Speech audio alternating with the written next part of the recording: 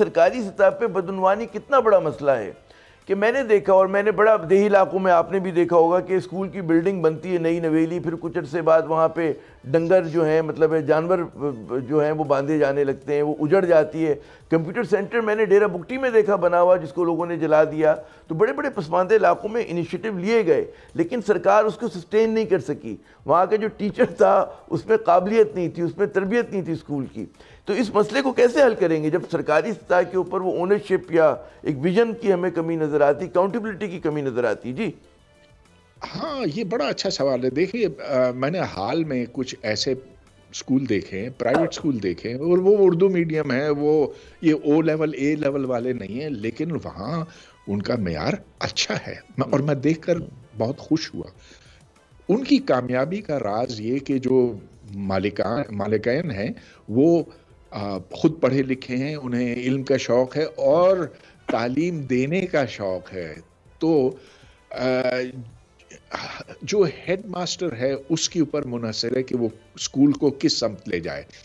اچھا، اب سرکاری طریقے سے اگر آپ کریں گے تو وہ جو خوش آمدی ہے وہ ہیڈ ماسٹر بن جائے گا، وہ پھر اپنی مرضی کے ٹیچرز رکھوائے گا، وہ پھر اس اسکول کو برباد کرے گا۔ ڈاکٹر صاحب یہ بتائیے، ہمیشہ تو ہمارے یہاں ایسا نہیں ہوتا تھا۔ ایک زمانے میں سرکاری اسکولوں کے پڑھے ہوئے بچے انہوں نے بڑا اپنا نام پیدا کیا، پڑھتے لکھتے بھی تھے، اور سرکاری اسکول اتنے زبوں حالی کا شکار نہیں ہوتے تھے جو آج ہیں۔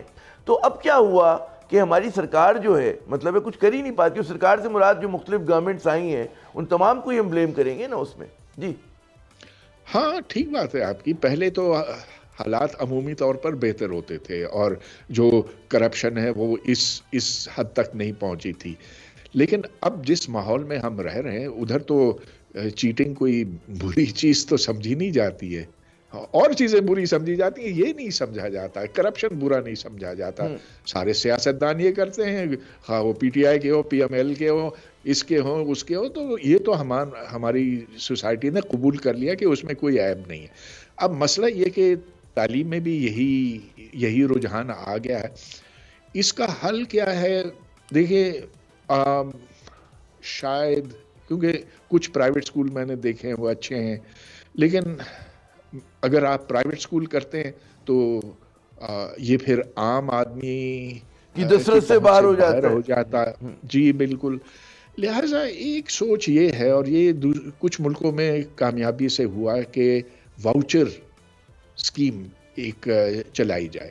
واؤچر اسکیم سے مطلب یہ کہ اسکول بے شک سرکاری ہو، لیکن اس کی جو انتظامیہ ہے وہ پرائیویٹ ہو، اور ہر بچے کو واؤچر دیا جائے، وہ چاہے تو اس اسکول میں جائے چاہے تو اس اسکول میں جائے، اور اس طرح سے ایک معیار کچھ ملکوں میں قائم رکھا گیا ہے۔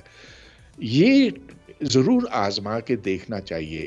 میں نہیں، اور آپ کے خیال میں یہ بڑی اچھی تجویز ہے۔ بس آخری میرے خیال میں چند سیکنڈ ہے کہ آپ کے خیال میں ہماری سیاسی جماعتوں کو اپنی جو تھنک ٹینکس ہے اس میں کچھ پروفیشنل جو ہیں ایجوکیشنلز کو شامل کرنا چاہیے؟ مجھے نہیں پتا کہ جو پالیسی انہوں نے پروپوز کی ہے مینیفیسٹو میں وہ سیاستدانوں کے ذرخِ ذہن کی پیداوار تھی، اس میں انپٹ لیا گیا پروفیشنل ہمارے ایجوکیشنلز کا۔ کیا آپ تو اٹھتے بیٹھتے ہیں، کیا آپ نے سنا ہے، کیا سنگن لی ہے؟ دیکھیے، کوئی منشور تھا ہی نہیں، بس جو الیکشن سے چند روز پہلے انہوں نے منشور نکال دیا۔ اب یہ ایک ایسی چیز ہے ہر پارٹی کو تیار کرنی چاہیے، اور اس پر بڑی سنجیدہ سوچ کی ضرورت ہے۔